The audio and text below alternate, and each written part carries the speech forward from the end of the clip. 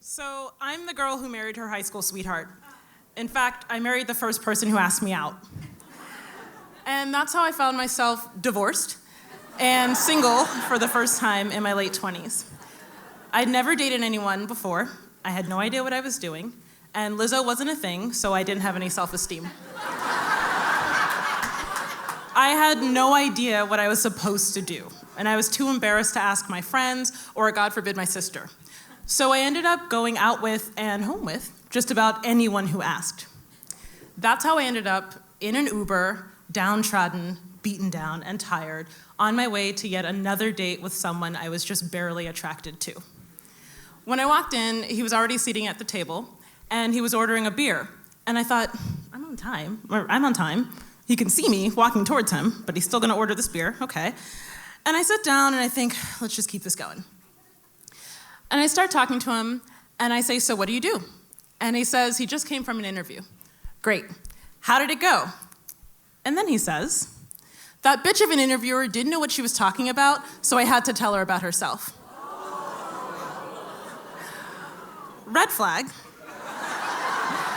But at this point in my very short dating career, I had assumed and fully accepted that this is what dating was.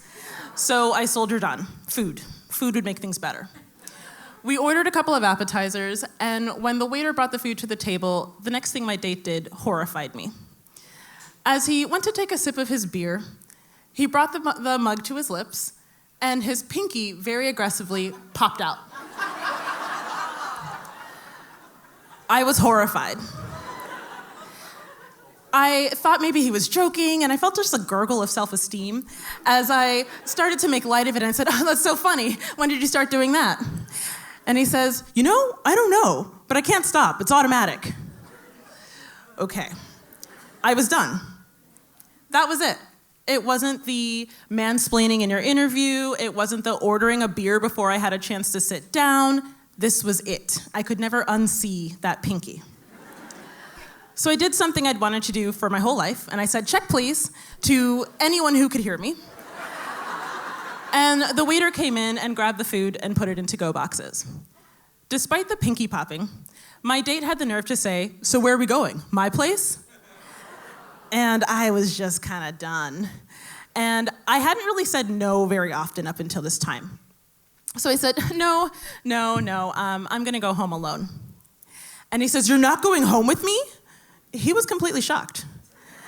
And at this point, the food is on the table and the to-go boxes, and we've got the bill, and I said, no, let's just split the check, which is what I said in the future when I didn't want to go home with someone. Let's just split the check.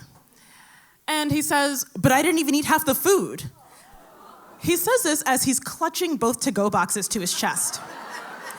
He wasn't gonna get me to go home with him, but he wasn't leaving empty-handed. And I say, okay, and at this point I'm sweating and I'm nervous, and he takes out a $10 bill and a $20 bill as if to weigh his options, as if either is gonna cover his half of the bill. And in my frustration, I grab the $20 bill out of his hand and I throw it in the billfold with my credit card. The waiter, who had been watching all of this and watching him getting more and more angry, along with the rest of the restaurant who was watching us, swooped in and picked it up. And as we're waiting for the check, then the food comes back, my date stands up, shaking the table aggressively, and spills all of the water onto the table. His final words to me before he stormed out of the restaurant were, I can't believe you're not going home with me, and to think, we met on Bumble. He left me stunned, sitting at this water-covered table, not knowing what I was supposed to do, just waiting for my credit card.